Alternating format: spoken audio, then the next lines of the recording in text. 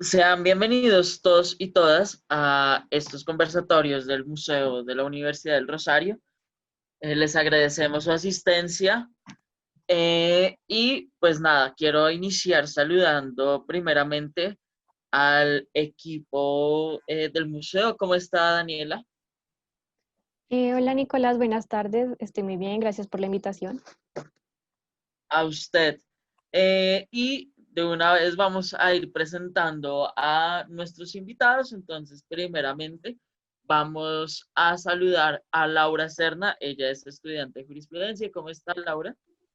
Buenas tardes para todas y para todos, muy bien y muy complacida de acompañarlos hoy. Muchas gracias. Y asimismo tenemos a Sebastián Palacios. Él es politólogo de la Universidad del Rosario. ¿Cómo está, Sebastián? Muy bien, muchas gracias, Nicolás. Nuevamente muy agradecido por la oportunidad. Y nada, vamos a tener un buen espacio el día de hoy. Así será. Pues queremos recordarles a todos nuestros asistentes que ya tuvimos una primera parte de conversación, la cual fue el día martes, en los cuales hablamos un poco de la educación, un poco de AfroUR, el movimiento al cual pertenecen nuestros dos invitados, y asimismo hablamos un tanto del contexto histórico. Eso está en nuestro canal de YouTube. Por si se perdieron alguna parte o quieren verlo completamente, pues allí lo van a encontrar.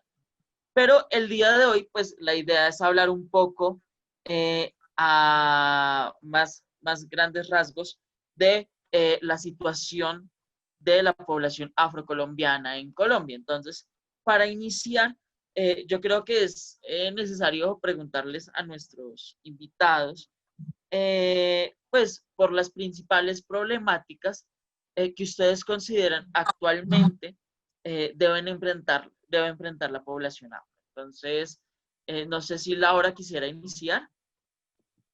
Bueno, yo creo que las problemáticas no han cambiado mucho porque finalmente se han transformado es a lo largo del tiempo, problemáticas como el conflicto armado, que existen en muchas de las zonas del país en donde la mayoría de la población es afro, problemáticas como el acceso a condiciones laborales o de estudio prudentes, coherentes, necesarias y que en verdad garanticen el derecho al trabajo y el derecho pues a la educación.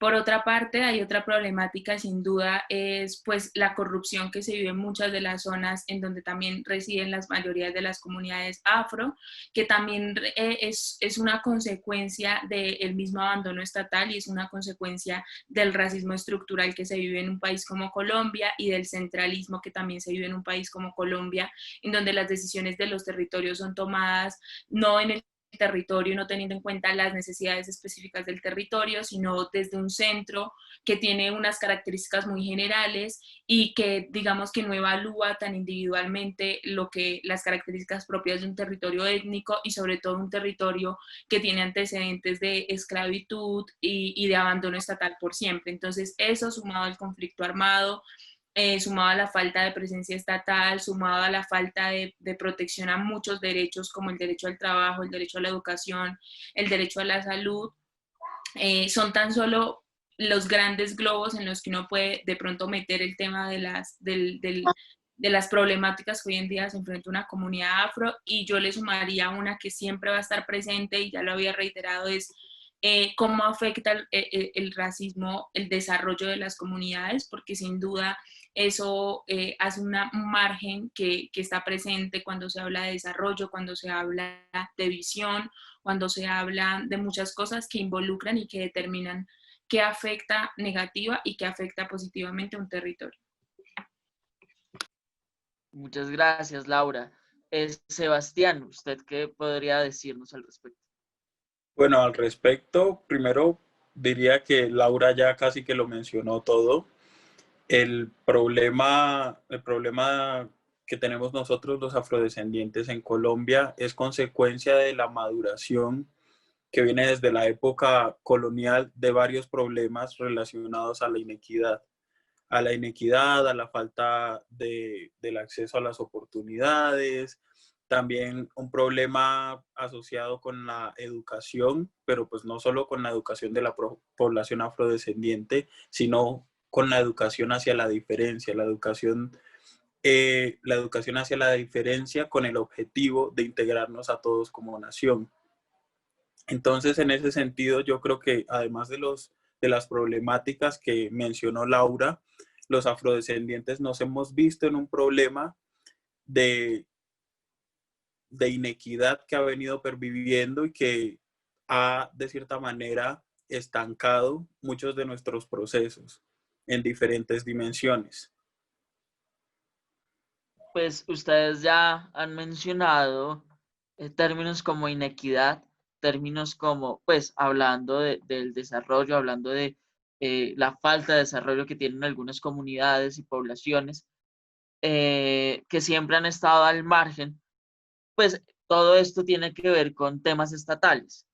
Si bien pues la Constitución del 91 pues refrenda ciertas condiciones hacia la población afro, hacia la población raizal y palenquera, ¿ustedes consideran que el Estado colombiano es racista? Hoy por hoy se podría decir que el Estado colombiano es racista, si esto tiene que ver con el racismo el cual tiene la población en general.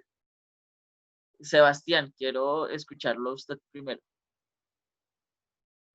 Por supuesto que sí, Nicolás, gracias.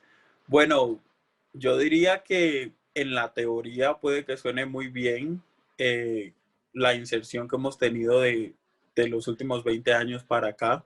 Sin embargo, en la práctica es muy patente el racismo, en el sentido de que puede que digan la Constitución del 91 que pues hay comunidades étnicas en Colombia, se nos reconozca y pues eso está bien, pero a la hora de los procesos políticos es evidente que existe una invisibilización en varios sentidos. En esa medida yo pensaría que el Estado colombiano en la teoría es el ideal, pero en la práctica todavía le falta mucho para dejar el racismo a un lado.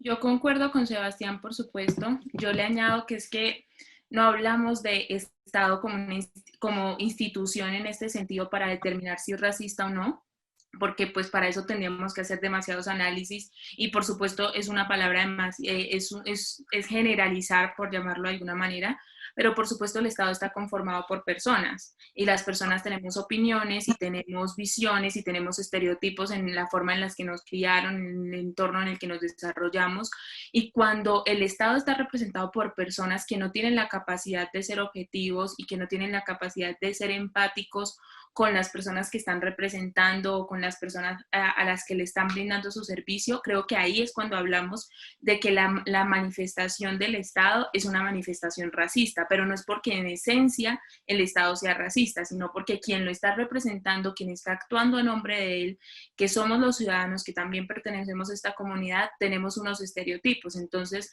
por eso vemos que hay cambios cuando se modifica la Constitución y cuando entran otros personajes a ser parte de la historia y también a involucrarse en los movimientos sociales y en lo que se mueva alrededor. ¿Por qué lo digo? Porque Colombia no fue que de la noche a la mañana en la Constitución del 91 se acordara que tiene pueblos negros e indígenas que tiene que proteger y abanderar, sino que venía siendo un proceso de muchas personas que habían cambiado sus estereotipos, que habían empezado a estudiar, que habían empezado a darse cuenta que en otros países del mundo, que también tenían estas connotaciones tan diversas étnicamente hablando, pues habían empezado a tomarse decisiones en pro de estas comunidades. Entonces, yo pienso que cuando el Estado como tal, las personas que representan ese Estado, mejor dicho, logran saber que están representando el Estado, que no pueden representar sus opiniones personales, que no pueden vivir bajo los estereotipos que ellos como ciudadanos viven, pues todo cambia, pero lastimosamente aquí en Colombia eso no pasa y el funcionario público o el que representa al Estado o el que es el selección pues seleccionado por votación. Como todo ser humano tiene unos sesgos, pero tiene unos sesgos mayores que hace que ni siquiera logre como cambiar esa mentalidad. Entonces por eso nosotros hablamos de ese centralismo que existe, porque si se tuviera en cuenta la voz de otro tipo de representantes y de líderes de territorio, quizá entonces no, ellos harían parte del Estado y hablaríamos que el Estado tiene representantes que no son racistas. Ustedes, pues también, esto es interesante verlo desde las ciudades, particularmente desde la ciudad en la que por situación de estudio y por situación de muchas cosas vivimos, Bogotá. Quisiera saber, en términos generales, cómo es la situación de la población afro en la ciudad, en estas ciudades que llamamos las grandes ciudades del país, en donde se ha acumulado históricamente el desarrollo. La población afro aquí tiene mayores oportunidades o, por el contrario, pues sufren las mismas dificultades que en los territorios, en el resto del territorio. Laura, no sé si usted quisiera. Bueno, yo creo que sin duda alguna Bogotá es una ciudad donde convergen demasiadas corrientes y por supuesto es una ciudad que acoge a todo el mundo y acoge lo bueno y acoge lo malo. Y eso es innegable de cualquier capital de un país y no es, digamos, no es culpa de Bogotá en esencia, sino pues que es una ciudad demasiado grande y en eso se mezcla y por lo tanto las prácticas de racismo se pueden ver mucho más evidentes de lo que se puede vivir en el territorio. Por ejemplo, Sebas y yo somos de Quibdó.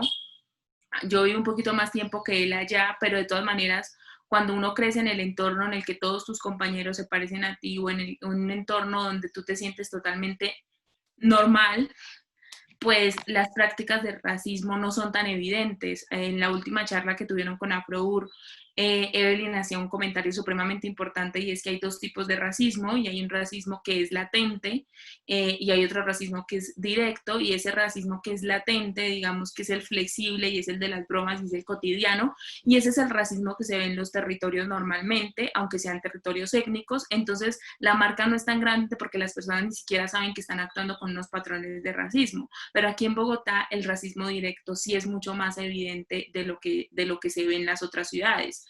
O sea, claramente porque convergen muchas corrientes, lo vuelvo a decir, pero también porque es una ciudad donde es mucho más difícil acceder a muchos derechos y a muchas prerrogativas, aunque existan mayores ofertas, es decir, aunque hay muchas ofertas, por ejemplo, educación pública, poder acceder tanto de superior como pues de primaria, sistemas de salud, y demás subsidios, aunque hay mucha oferta para que las personas puedan garantizar sus derechos, también existen muchas barreras como el solo hecho de la zona donde se ubican las personas afro cuando recién llegan. No todos los afros llegan a vivir en los super barrios o en zonas donde tienen unas comodidades.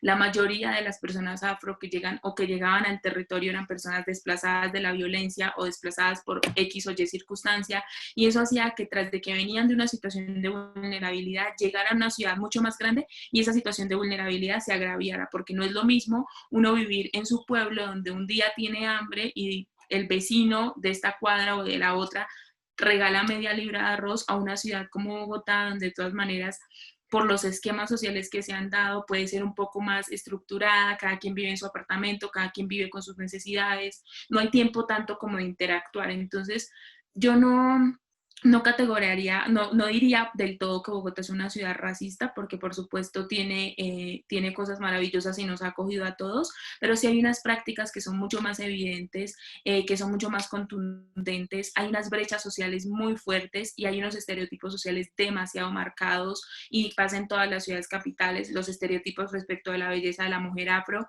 respecto de la belleza del hombre afro, respecto de las labores profesionales que podemos hacer, o sea, desde el hecho de no creer que uno pueda estudiar en tal universidad o que uno pueda ejercer tal profesión o que uno pueda pertenecer a tal estrato socioeconómico o que uno venga de ese lugar. A mí muchas veces me preguntaron, ay, ¿cómo así usted es chocuana? No parece. No, hasta el sol de hoy voy cogiendo como el sentido del argumento, pero es porque la gente tiene una cosmovisión muy diferente, y eso se suma al punto de que se tiene el comentario acá en el centro del país, de que en el Chocó o en la zona Pacífico no se progresa porque nosotros somos corruptos y porque hemos dejado que la corrupción nos invada y porque somos perezosos. Entonces hay tantos estereotipos sobre la propia comunidad que cuando llega alguien a este territorio, pues esos estereotipos se refuerzan y hace que sea mucho más complejo. Sebastián, pues usted ya la vez pasada nos había dicho que había nacido en Quibdó, pero que desde muy pequeño había tenido que trasladarse a la ciudad. La misma pregunta, desde sus vivencias, desde sus perspectivas. Por supuesto que sí, Nicolás. Yo creo que de por sí en Colombia han existido desde que Colombia es una nación los estereotipos a propósito de la gente afro. Hubo un exilio que nos obligó a llegar acá y naturalmente lo que pues se pudo haber creado fueron varios pensamientos, varios prejuicios alrededor de la comunidad afro que a lo largo del tiempo se han venido reforzando y también normalizando en cierta medida. Más o menos en la última mitad del siglo pasado, cuando comenzaron las migraciones internas y cuando mucha gente afro comenzó a llegar a las medianas y grandes ciudades de Colombia, ahí fue cuando realmente hubo un choque cultural, porque en un país tan centralista como Colombia, la gente se imagina los territorios, pero estudiarlos o algo parecido, pues no se hace. En ese sentido, pues, ese choque cultural, incluyendo los prejuicios, acentuaron en la comunidad afro una forma de marginarlos que pues se ha mantenido hasta ahora. Es por eso que existen ejemplos de personas afros que llegan a las medianas y grandes ciudades y no logran conseguir no logran conseguir trabajo fácilmente, son rechazados, son discriminados directamente, como decía Laura. Y sí, yo pienso que esas dinámicas de no conocer al otro, de no preocuparnos por estudiar lo que el otro siente, de no trabajar desde la diferencia y buscar equidad, son las cosas que han hecho que en nuestro país exista la discriminación hacia la población afrodescendiente. Muchas gracias, Sebastián. Ustedes, pues en medio de sus intervenciones han hablado sobre el tema del conflicto armado, sobre las migraciones que, pues lamentablemente en el país hemos tenido que afrontar. Y este conflicto armado innegablemente dejó una huella en la gran mayoría de los colombianos. Pero pues no se puede negar que hay casos donde los territorios con la mayor cantidad de población afrodescendiente sufrieron procesos de violencia que implican a los 3 agentes armados, pues los cuales reconocemos han sido fundamentales y protagonistas dentro del conflicto armado. En ese sentido, pues se inician un tipo de luchas de resistencia dentro de las comunidades. ¿Cuáles son esas maneras que ha logrado la población afro de resistir dentro de la violencia y dentro del racismo estatal, pues del que ya hemos hablado? Sebastián, no sé si usted quisiera comenzar, o Laura.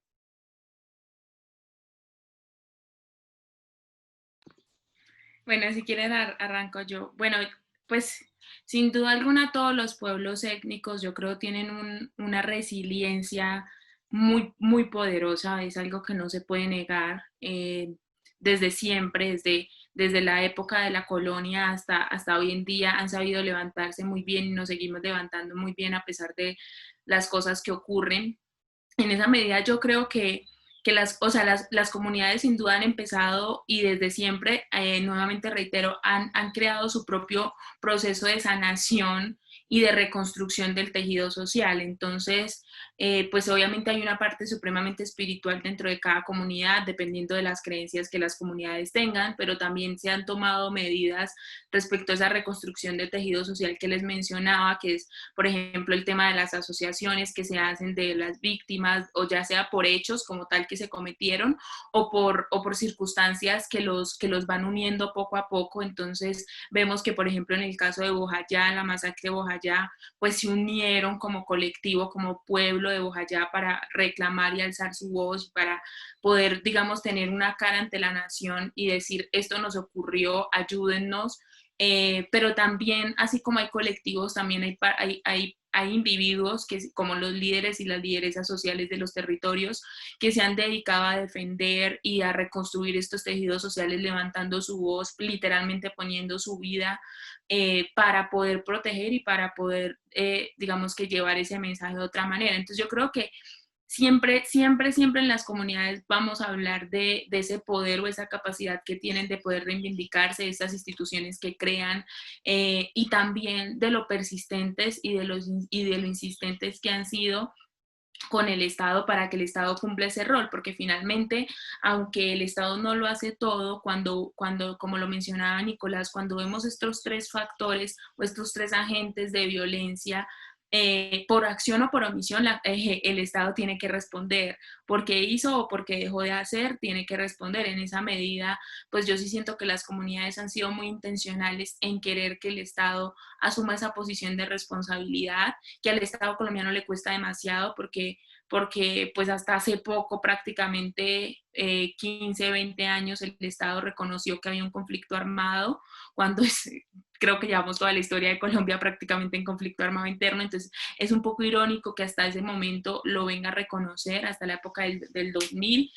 Entonces, yo creo que las comunidades han empezado, las comunidades étnicas han sido muy intencionales en pedirle al Estado que esas medidas que ellas están haciendo sean potencializadas por la labor que como Estado tiene que hacer, y es proteger y garantizar sus derechos. Espero haber respondido y no irme por las ramas. No, de hecho creo que ha sido muy buena respuesta. Sebastián, ¿usted qué nos podría decir al respecto? Yo podría decir que la resistencia afrodescendiente en Colombia ha sido casi que obligatoria, porque pues desde luego hemos recibido discriminación, hemos recibido abandono estatal, y cada una de las comunidades, como decía Laura, ha buscado su forma de resistir y ha buscado su forma de reivindicarse desde su propia autonomía. En ese sentido, yo diría que cada una de las comunidades tiene su forma específica de hacerse notar dentro del Estado y de hacer oír su voz. Pueden ser los líderes sociales, las resistencias, pero cada una de ellas en una forma muy específica, algunas muy homogéneas y otras más que todo heterogéneas, pero la resistencia está ahí, y el reconocimiento de que ha existido un problema de discriminación y de olvido estatal está en la mente de los afrodescendientes en Colombia. Muchas gracias, Sebastián. Antes de continuar, quisiéramos darle la bienvenida a la profesora Diana Angulo. Ella es profesora de la Cátedra de Estudios Afrocolombianos de la Universidad del Rosario. Entonces, bienvenida, profesora.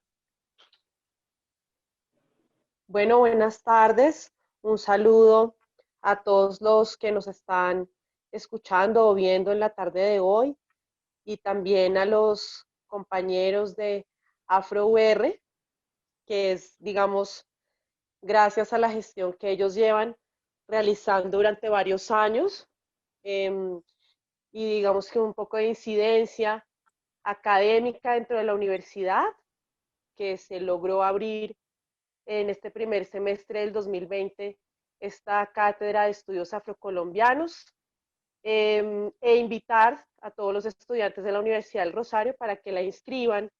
Si todavía están interesados, todavía hay tiempo, o si no, para que lo tengan presente para inscribirla en el primer semestre del 2021. Muchas gracias. Profesora, estamos hablando de las maneras en que las comunidades han ido resistiendo a lo largo de la historia a, primero, el conflicto y segundo, a las condiciones de olvido y de racismo que ha presentado el Estado en algunos puntos respecto a lo que llamamos progreso.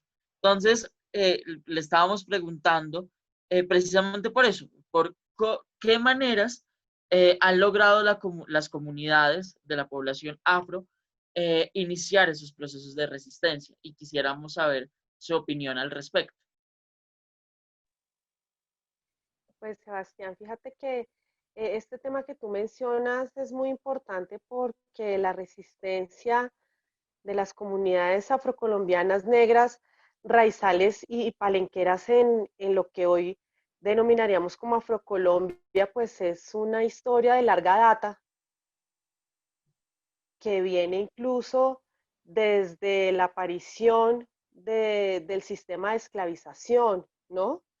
Desde que nuestros ancestros fueron traídos a estas tierras, obligados, secuestrados por distintas potencias coloniales durante el siglo XVI, casi hasta finales del siglo XVIII, pues las tribus africanas que llegaron aquí estaban resistiendo, ¿no? Resistiendo a través de las rochelas, a través de el cimarronaje, a través de la constitución de los palenques, y pues posteriormente la resistencia lleva justamente a la abolición de la esclavitud y durante casi todo el siglo XX, pues la constitución del movimiento social afrocolombiano o de los movimientos sociales afrocolombianos, porque son varios y distintos, pues ha estado resistiendo. De tal forma que la resistencia ha estado siempre, ha sido nuestro aliado. Y esas formas de resistencia a las comunidades que también se han dado de manera pacífica en algunas ocasiones, pues también han llevado a algunos pocos pero significativos logros, como pues la expedición de la Constitución del 91, que es un gran hito, porque antes de ella pues nosotros no estábamos reconocidos dentro del Estado colombiano, pero y en consecuencia pues no teníamos ningún reconocimiento de derechos y eso es muy nuevo. Estamos hablando de hace apenas más o menos ni siquiera 20, 25, un poco más de años, ¿no? Eso es muy reciente. Entonces, esas han sido las formas de resistencia. Ahora, las comunidades ya en Afrocolombia, en el Valle del Cauca, en el Pacífico, vienen resistiendo también, no solamente a la discriminación racial, sino también a la exclusión histórica que ha tenido el Estado en estos territorios, en estos departamentos, ¿no? A las situaciones de pobreza, de falta de acceso a servicios públicos, de falta de acceso a la educación en tiempos de pandemia en las zonas rurales a la tecnología, de tal forma que todas estas soluciones que a veces se presentan para lo urbano, para, digamos, contener esta pandemia, pues, como a veces dicen las personas en el territorio, las UCIs de las comunidades son las camas cubiertas de todas las plantas ancestrales que encontramos para poder resistir a esta pandemia, pero digamos que hay que recordar también que las grandes paros cívicos que han realizado los movimientos sociales a finales de los años 80 y también durante los años 90, el Tumacazo en el 89, el paro cívico de Chocó, que inició casi que también en el año 89, pero que pues paros cívicos en Chocó hay casi todos los años y las demandas siguen siendo las mismas, acceso a servicios públicos y nada que sucede, ¿no? Entonces la resistencia, insisto, es nuestro principal aliado e insisto también en que esa resistencia pues es pacífica. Muchas gracias, profesora Diana. Y precisamente, pues retomando un poco esto de las resistencias y de que ahora mismo En teoría estamos en un proceso de posconflicto, aunque ya hemos visto que pues en los territorios el conflicto en algunos momentos parece reencrudecerse en vez de parar. ¿Ustedes creen que las poblaciones afro han sido escuchadas en el marco del llamado posconflicto? ¿Han tenido alguna especie de voz en estos años y se tienen en cuenta sus reivindicaciones? Profesora Diana, comenzaríamos con usted. Pues mira, Nicolás, ahí hay varias cosas que analizar. En principio, pues ha habido una gran falencia en el reconocimiento del Estado de las formas constitutivas y administrativas de las comunidades negras. Si bien es cierto, por ejemplo, para los pueblos indígenas existe la MPC como la Mesa Permanente de Concertación, que es a quien siempre se le solicita y se llama para estos asuntos. En los asuntos de las comunidades negras ha habido también ha habido como una resistencia a reconocer nuestras formas organizativas, que son en algunos casos los consejos comunitarios. Por fin, ya más o menos hace unos 3 años, se creó la Alta Consultiva para Comunidades Negras, que recoge algunos de los grandes consejos comunitarios que existen en Afrocolombia. No están todas las personas afro allí reconocidas y representadas, pero digamos que por lo menos ya existe a nivel estatal el reconocimiento de que este es un órgano al que hay que acudir para poder tomar iniciativas e incidencia en los territorios. Ahora bien, pues la consulta previa también debe hacerse en cada territorio con cada representante legal de consejo comunitario que esté allí. Ese es otro mecanismo. Para los temas del posacuerdo, si bien es cierto, también hubo una mesa, unos delegados que estuvieron en La Habana por parte de las comunidades negras, del proceso de comunidades negras, del CENOA, de una parte de líderes y lideresas defensoras de derechos humanos también, afrodescendientes, la Mesa de Mujeres por la Paz, y allí se tuvieron en cuenta algunas de las recomendaciones que se hicieron.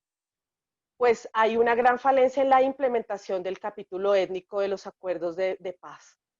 Hay una deuda ahí todavía, no se ha empezado a implementar, de tal manera que sí es necesario que se manifiesten las comunidades y que haya pronunciamientos desde el movimiento social afro para que se implemente con seriedad el capítulo étnico de los acuerdos de La Habana, porque realmente allí sí hay unos puntos claves de atención para la población afro, pero desafortunadamente no se han tenido en cuenta. Y entonces, ahora que ya tenemos estos espacios ganados organizativos, hay que utilizarlos justamente para poder, digamos, presionar y hacer incidencia para el cumplimiento de esos acuerdos.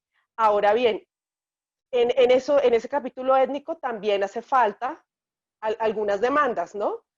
Y tú vas a escuchar muchas voces en pro y en contra de ese capítulo étnico, porque pues quienes no participaron de su construcción y no pudieron incluir ahí sus demandas, perdón, pues también de alguna forma se ven excluidos de lo que allí se propone, ¿no? Entonces, esa es una primera reflexión, Nicolás.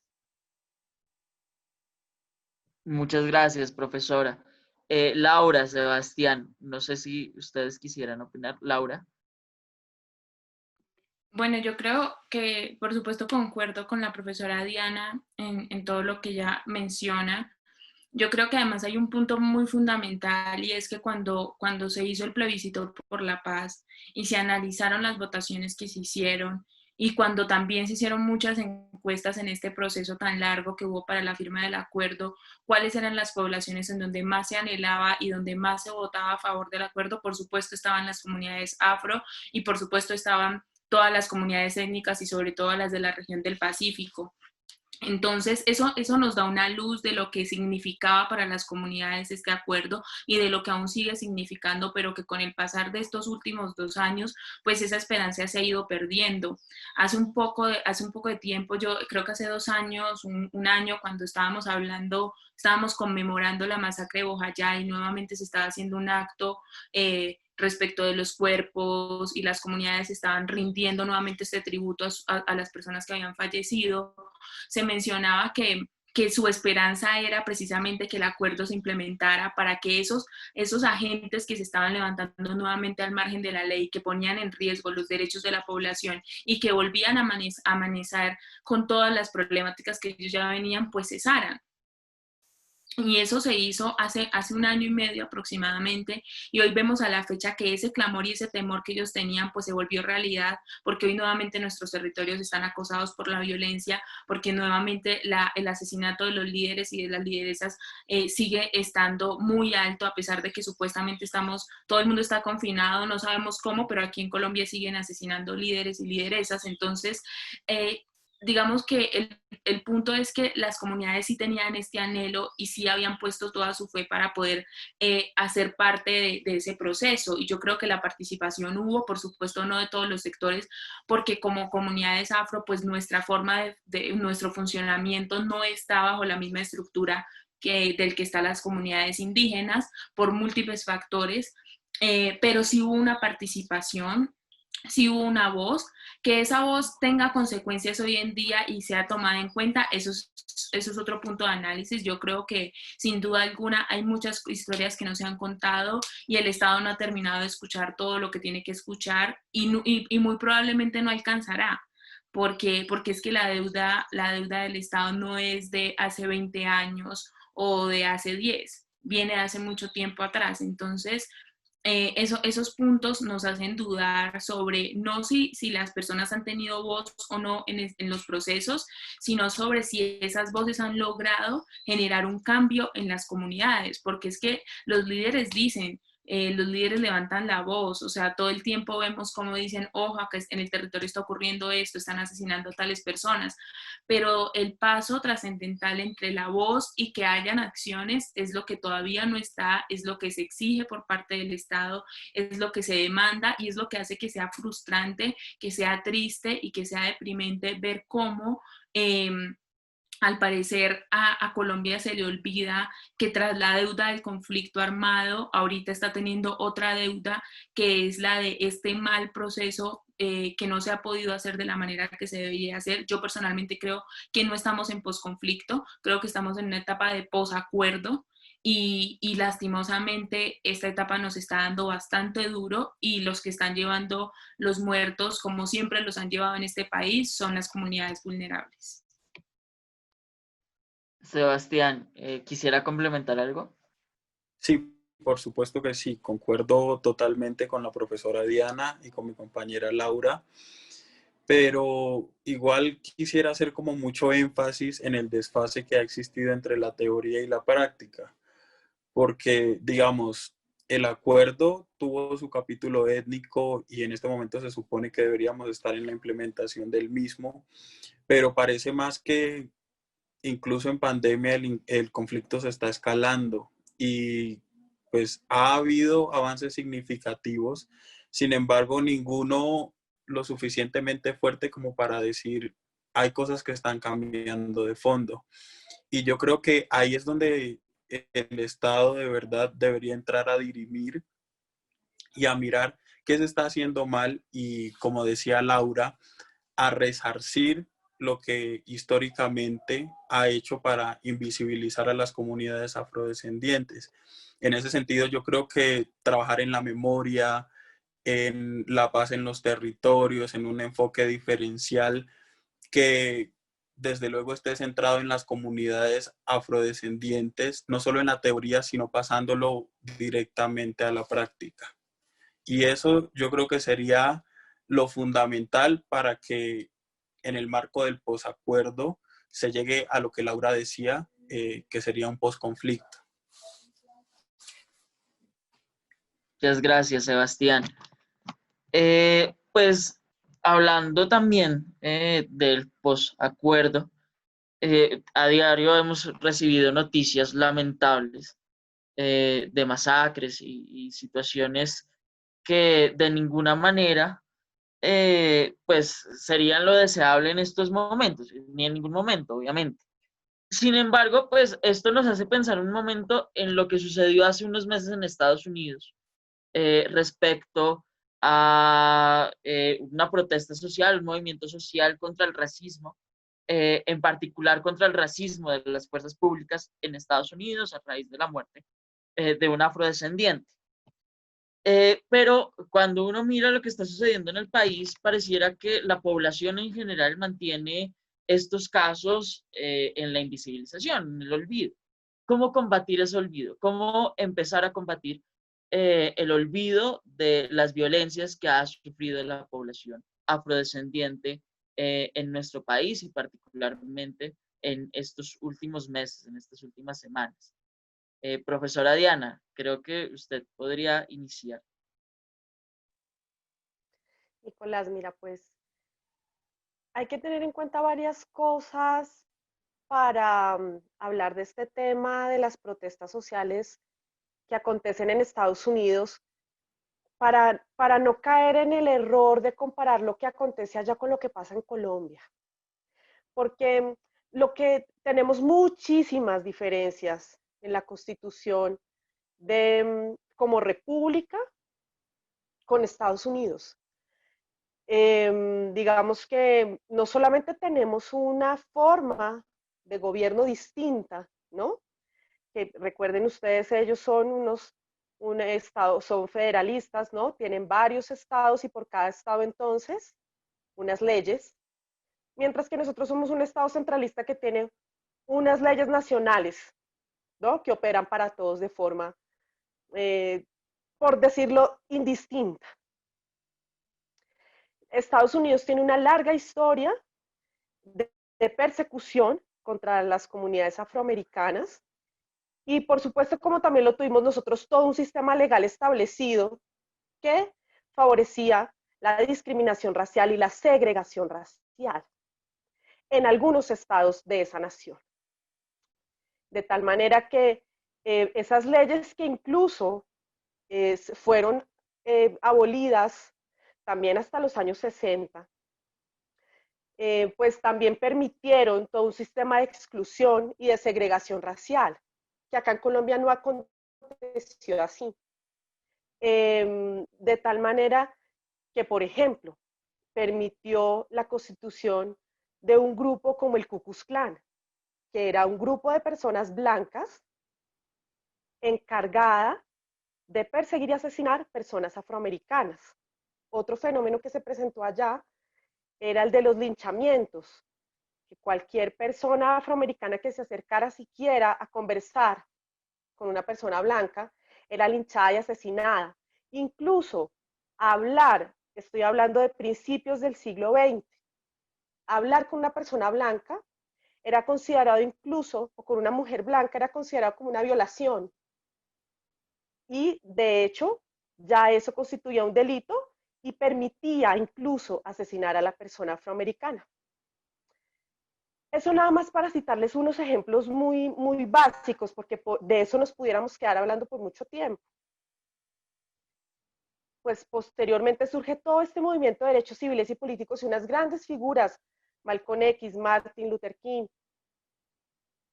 y por supuesto todo un sistema económico que posteriormente le da un poder a las personas afroamericanas. Estoy hablando ya de los años 90 y los años 2000, ¿no? Hay unos referentes allí que el poder económico permite visibilizar otro tipo de protestas y de luchas. Y en esto mucha gente no está de acuerdo conmigo, pero incluso ese mismo capitalismo salvaje que promueve Estados Unidos ha hecho que muchas figuras y personales afroamericanas sean personajes que tengan mucho poder económico. Tal es el caso, por ejemplo, que Estados Unidos ya duró un mandato de 8 años con un presidente afroamericano, con una primera dama afroamericana. En Colombia acontecen cosas muy distintas, ¿no?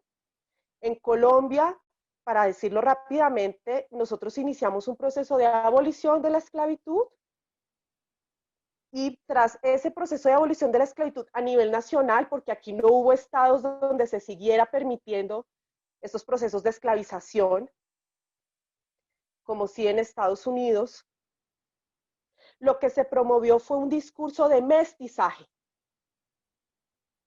Entonces, un mestizaje que en el fondo, de manera soterrada, tenía un discurso racista, porque lo que llevaba era como, entre más mestizaje haya y más proceso de blanqueamiento haya, es decir, quiero que me entiendan bien lo que voy a decir, entre menos negro sea, pues será mayormente aceptado en la sociedad colombiana. Entonces, el discurso del mestizaje que nos han vendido como esta gran mezcla de etnias, pues en el fondo lo que tenía era una estrategia de escalamiento y de estatus social, pero además, de manera oculta, una forma de que en Colombia ya no hubiera más población negra. Este discurso del mestizaje, promovido también, por supuesto, desde las élites políticas conservadoras que hasta muy entrados los años 50 gobernaron Colombia. Muchos discursos de estos, digamos, de este partido político conservador eran discursos racistas contra las personas negras y contra las personas indígenas. De tal manera que a pesar de que hubiera estos discursos racistas muy promovidos en ese entonces, no había aquí en Colombia un grupo dedicado, como el Ku Klux Klan, a asesinar personas afrocolombianas. ¿Cuál es el racismo que se presenta en Colombia, además del tema del mestizaje? La invisibilización de la presencia de Afrocolombia y la exclusión del acceso a servicios y demandas necesarias que debe proveer el Estado en territorios donde habitaban tradicionalmente y habitan tradicionalmente nuestras comunidades. Entonces, la inversión donde se hacía, en el centro, ¿no? Huila, Tolima, Cundinamarca, esa era Colombia, y Cartagena, ¿sí? El resto del país no existía. Entonces, ni siquiera se expedían leyes a favor ni en contra nuestra, era como que si no existiéramos. De tal manera que, a pesar de que aquí hay grandes figuras del movimiento social afrocolombiano, como Manuel Zapata Olivella, el mismo hermano de Manuel Zapata Olivella, Juan Olivella, que se lanzó a la presidencia por el Partido Liberal en los años 60. Hay notas de periódico para que ustedes las busquen. De esa época decía, ¿será que Colombia tendrá un presidente afrocolombiano? No lo sabíamos, no nos lo han contado. Es la historia invisible, la historia de la participación de las comunidades afro en la construcción de nación. El doctor Diego Mosquera, la misma Delia Zapata Olivella. Tenemos grandes personajes que desde los años 40, 50 y 60 ya estaban incursionando en la política y haciendo demandas. ¿Desde dónde? Desde los partidos políticos, especialmente desde el Partido Liberal, porque recuerden ustedes que nosotros pasamos de la gran guerra de las colonias, ¿no? De la colonización, las guerras de la independencia, las guerras entre liberales y conservadores, luego entre pájaros y chulavitas, que fueron los que luego fueron a pasar a conformar las guerrillas y el paramilitarismo. Así que nuestro conflicto armado se ha ido transformando. En Estados Unidos no existe conflicto armado a ese nivel. Nosotros tenemos una estigmatización también de los movimientos sociales y todo lo que suene a movilización social suena a izquierda y por supuesto también la gente tiene miedo de movilizarse. Entonces, en algún momento, claro, la protesta social y la movilización aquí y en todas partes del mundo había sido considerado un delito y sigue siendo también para la gente a veces motivo de miedo asistir a una protesta. Pero además aquí, si tú luego vas a una protesta en ciertos lugares, luego puedes ser asesinado. Entonces, la estigmatización de la movilización social en Colombia también es un gran factor que hace que la gente no se movilice. Porque, como ustedes lo ven ahora, hay asesinatos de líderes y lideresas sociales que no son los únicos que han habido. Ya ha habido un exterminio largo de otros líderes y lideresas en el pasado. Entonces, todo esto para decirles que el caso colombiano y el caso norteamericano son sustancialmente distintos. Y que, por supuesto, llamar a la movilización a las calles, a los jóvenes, en Colombia puede llegar a ser complejo. En Bogotá, pues uno sale y se moviliza. Tranquilamente, aquí uno no es sin un número, que aquí somos millones y millones. Pero llamar a la movilización en los Montes de María, pues ya vas a ver, tú vas a ver cómo es eso. Eso es otra cosa. O en Tumaco, en Barbacoas, en Timbiquí, en Guapi, pues eso no es lo mismo. Mañana, pues tienes unas represalias contra tu vida, contra tu familia. Entonces, eso por un lado. Creo que la invitación, claro que siempre será hacer incidencia en política, a que nuestros asuntos sean más visibles y a que podamos, insisto, de maneras pacíficas, lograr poner en la agenda pública nuestros temas. Por supuesto que el hecho de que la gente en Colombia no se solidarice con la causa negra y afro hace parte de ese racismo estructural y simbólico que ha existido siempre. Es claro que a la gente no le importan las vidas de las personas afrodescendientes, eso es la verdad. Ni de las personas indígenas, ni de las personas pobres, llamémoslo como es, ¿no? Porque ha estado acostumbrada, primero a que éramos esclavizados, de tal manera que nuestra vida no es que importe mucho. Esas son las consecuencias del colonialismo que también está en las mentes de mucha gente. Entonces, una de las primeras herramientas es que este trabajo también tiene que ser un trabajo pedagógico, a los que nosotros tenemos que empezar a enseñar sobre qué es la cultura afrocolombiana, cuáles han sido nuestros aportes, es justamente aquellos que no quieren estas causas. Esa labor pedagógica eso funciona en algunos escenarios. Ya luego, pues los escenarios de movilización social, también hay que hacerlos porque eso tiene que abordar otros grandes escenarios de política pública. Entonces, hay que abordar varios frentes. La organización social, organizarnos más como comunidades, también hace parte de esas luchas. Entonces, ahí hay que cubrir varios frentes, pero bueno, quiero darle también la palabra a los demás panelistas. Entonces, esas serían como las grandes diferencias y algunos llamados también a cómo pudiéramos cambiar un poco estas situaciones. Muchas gracias, profesora.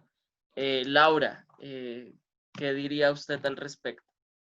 Bueno, yo por supuesto concuerdo con el análisis tan detallado y tan propicio que hacía la profesora Diana, porque sin duda es así, o sea, nosotros no podemos comparar en ningún sentido lo que viven los afroestadounidenses con lo que vivimos los afrocolombianos bajo ninguna circunstancia, y lo único que nos une a nosotros literalmente es la melanina, pero la historia es totalmente diferente y los contextos son totalmente diferentes. Y también hay un punto, y es que actualmente estamos, bueno, yo lo digo actualmente por las redes sociales, se mueve mucho lo que es mediático, lo que le genera boom a la gente, y sobre todo se mueven mucho las causas exteriores.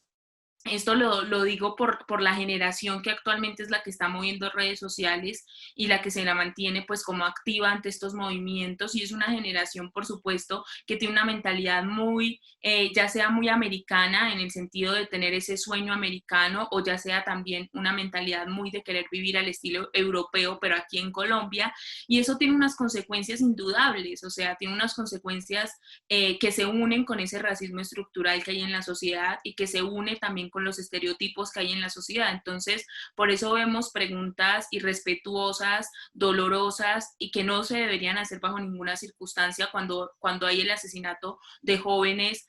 Entonces las preguntas es, pero los jóvenes, ¿qué estaban haciendo? pero ellos eran de tal parte, pero es que un joven a esta hora no debe estar así. Sí, hay una cantidad de asociaciones que se hacen porque se suman ese racismo estructural que hay en la sociedad con esos estereotipos, y en muchas, eso se une para las personas que levantan la voz y que manifiestan algo, pero por otra parte está ese fenómeno que ocurre en Colombia, dice el de la indiferencia, que ocurre ante todas, absolutamente todas las tragedias del país. Hay una indiferencia tenaz y hay una falta de empatía de nosotros, aunque aparentemente nosotros nos autodeclaramos muy unidos y un país muy feliz, la verdad es que no, la verdad es que eso no es cierto. La verdad es que aquí en Colombia se mueve mucho ese individualismo y se mueve mucho el de la causa del otro a mí no me interesa, entonces no es mi hijo, no es mi familia, en mi familia no hay negros, en mi familia no son de esa región, entonces yo no tengo por qué enterarme. Entonces yo creo que uno no puede comparar, las medidas tampoco pueden ser las mismas,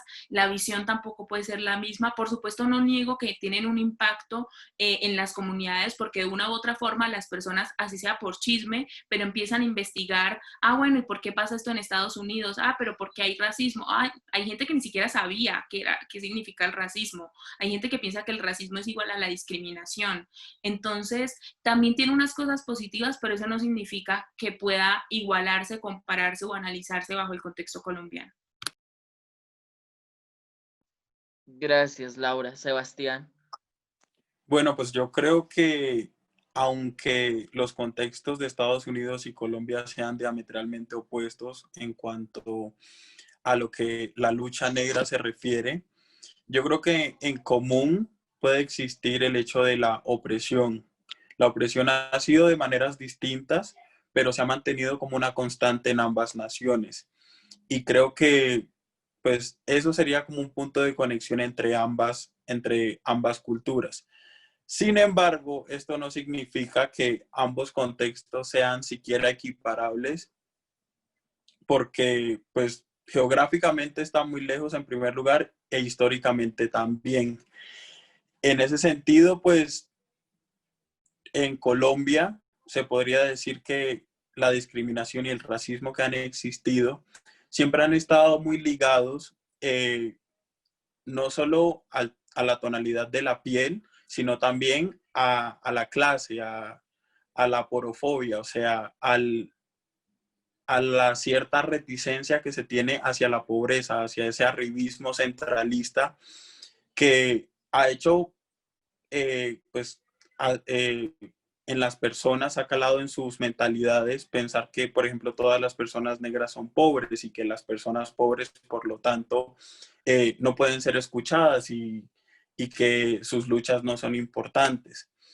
En ese sentido, ya cogiendo mucho lo que dijeron la profesora Diana y la profesora Laura, el reto está realmente en deconstruir todos esos pensamientos y en separarnos un poco de ese arribismo centralista, de esa falta de reconocimiento de las luchas, de esa invisibilización, y educar a las personas en la diferencia, educarlos en que pues las luchas sociales son importantes, deben ser escuchadas y no porque sean de Estados Unidos, sino porque son de Colombia. Y Colombia puede que sea una nación fragmentada, lo reconozco así, pero hay personas en ello y hay personas en esa nación y hay personas que merecen ser escuchadas.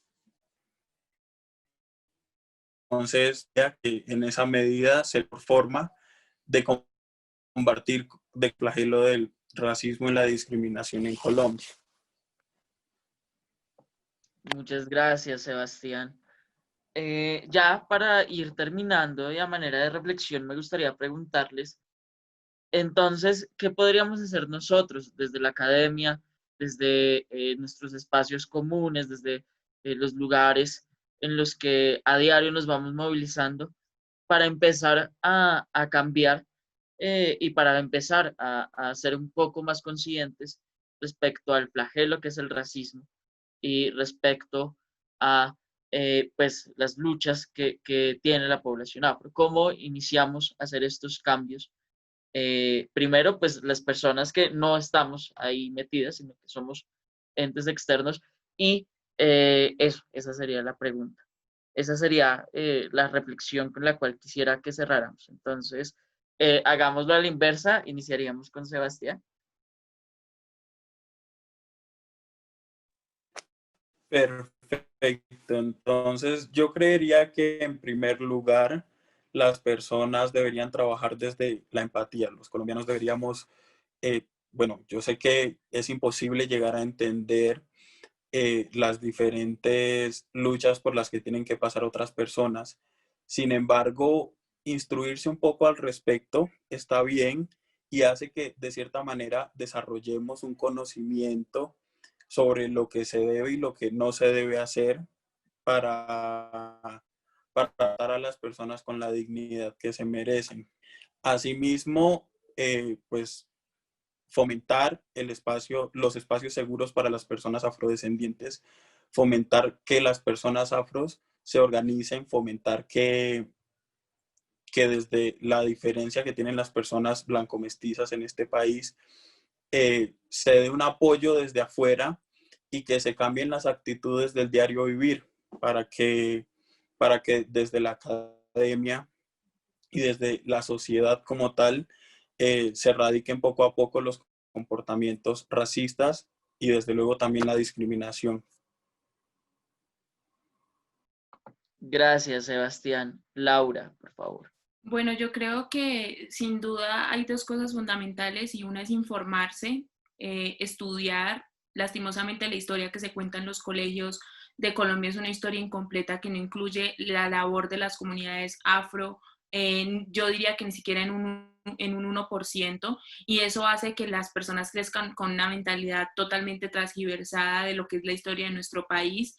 Y aunque no a todas las personas les guste la historia, tampoco estoy haciendo un llamado para que se lean la historia como tal, pero sí creo que es un llamado a reformar y a autopreguntarnos qué parte de la historia de mi país yo no conozco, que es fundamental. O sea, si yo no conozco la historia de mi país, pues hay muchas, no solamente voy a repetir errores, sino que también voy a desconocer muchas cosas. Entonces, el primer llamado es eso. Desde la academia creo que espacios como estos, espacios como la clase que da la profesora Diana son fundamentales para promover esto, y desde los colegios, que pues se supone que debería estar la clase de estudios afrocolombianos también, porque eso es lo que hacen los imaginarios. O sea, yo creería que aunque no es imposible, no es lo mismo que una persona adulta transforme su manera de pensar y tenga que recambiar sus estereotipos a que lo haga una persona que es niña, chiquita, que todavía hasta ahora se está creando y que empieza a tener esta noción de diversidad a su alrededor. Entonces, uno es eso, fomentar estos espacios de verdadera historia en los que se cuente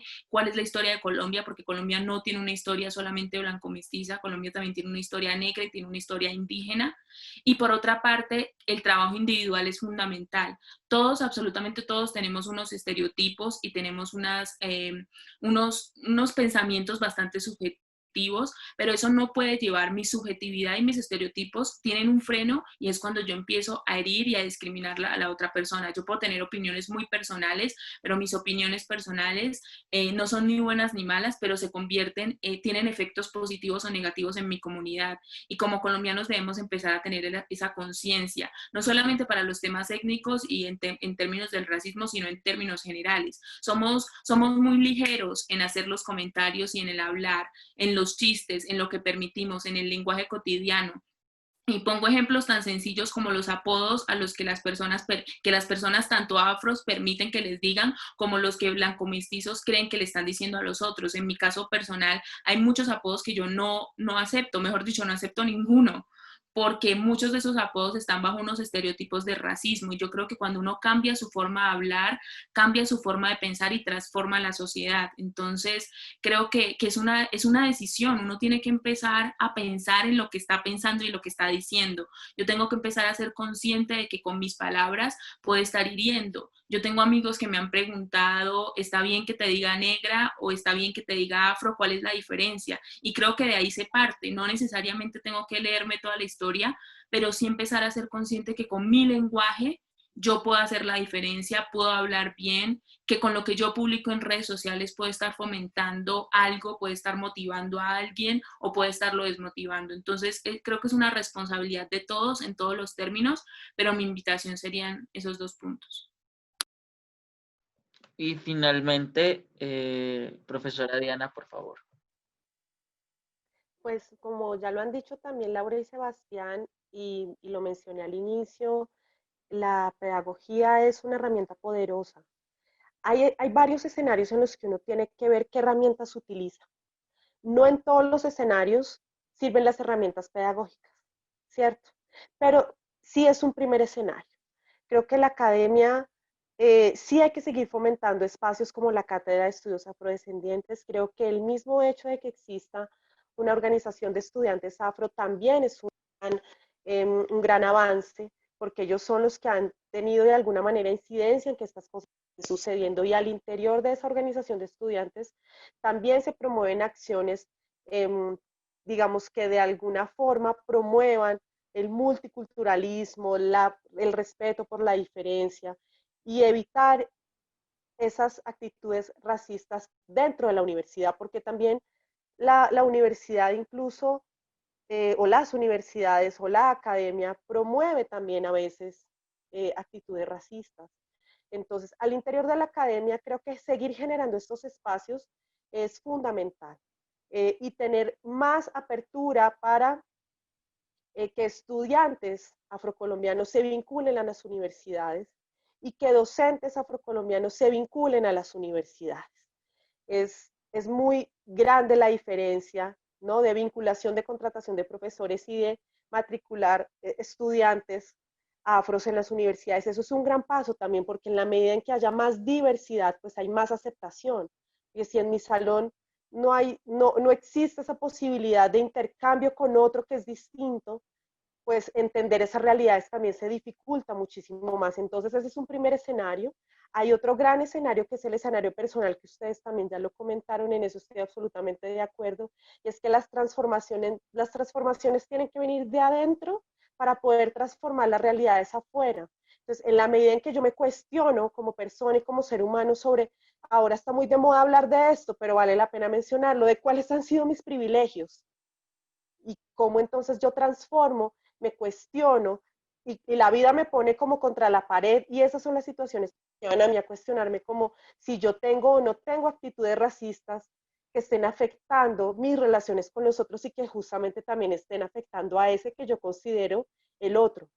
Entonces, mientras yo no cambie mis propios comportamientos o conductas racistas, y esas sí son reflexiones muy individuales que este tipo de escenarios ayudan a promover en quienes asisten.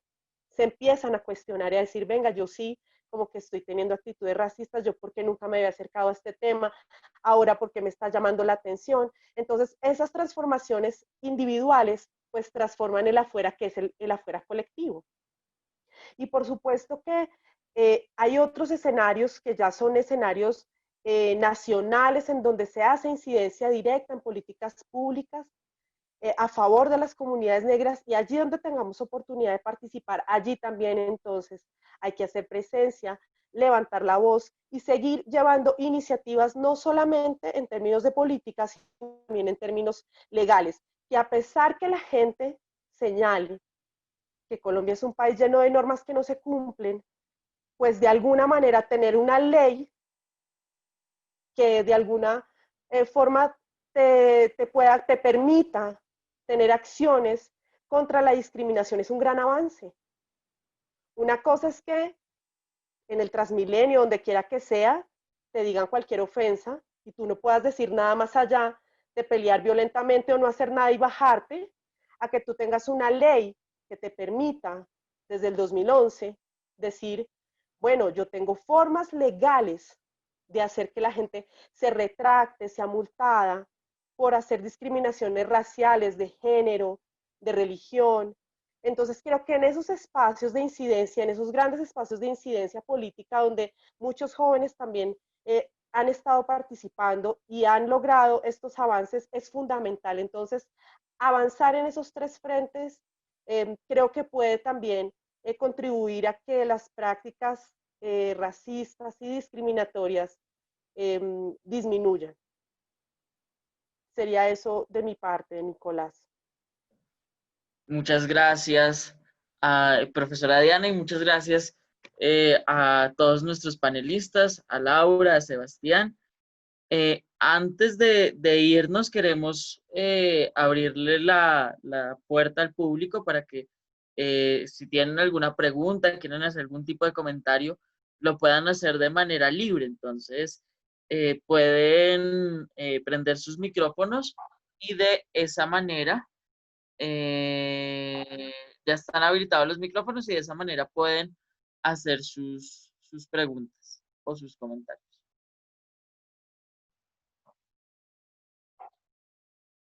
Entonces, mientras se animan, Daniela, por favor, puedes ir mostrando las redes sociales.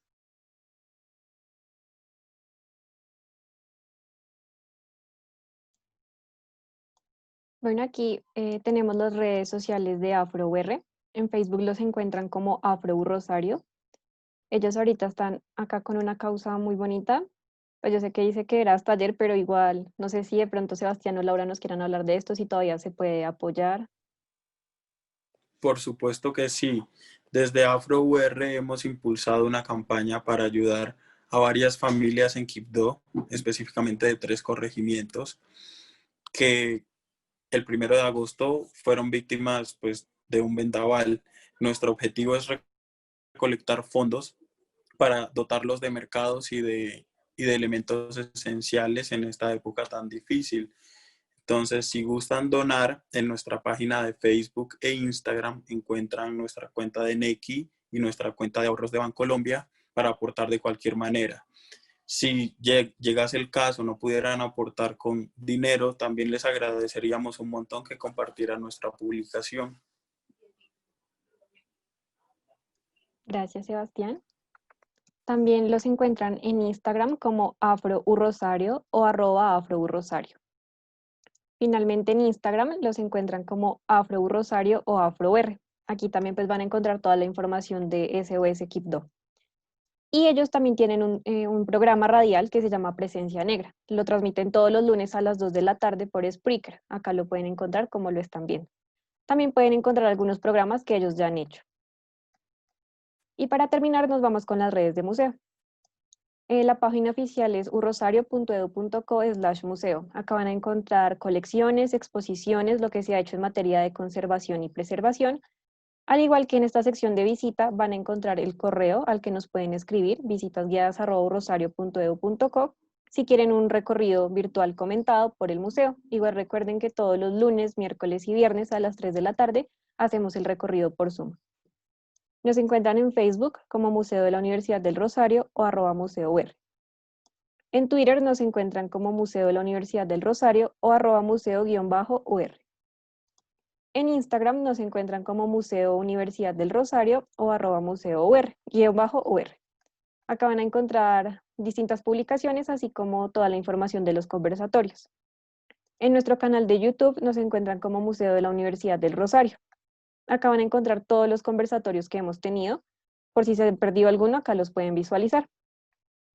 Y finalmente en nuestra plataforma de Google Arts and Culture, acá van a encontrar al Museo de la Universidad del Rosario, con exposiciones que tenemos solo para esta plataforma, al igual que la colección con la que contamos en el museo. Entonces, si no hay preguntas, les agradecemos su asistencia y nos veríamos el día martes con un nuevo conversatorio. Muchas gracias a nuestros asistentes, muchas gracias, profesora Diana. A ustedes muchísimas gracias, a Laura, a Nicolás, a Sebastián, muchas gracias por la invitación. Aprovechar de nuevo para decirles que la Cátedra de Estudios Afrocolombianos es un espacio para todas y todos en la comunidad académica y que todavía creo que hasta tal vez un mes pueden inscribirse aún, es una electiva, tiene 2 créditos, así que quien esté interesado aún puede inscribirla.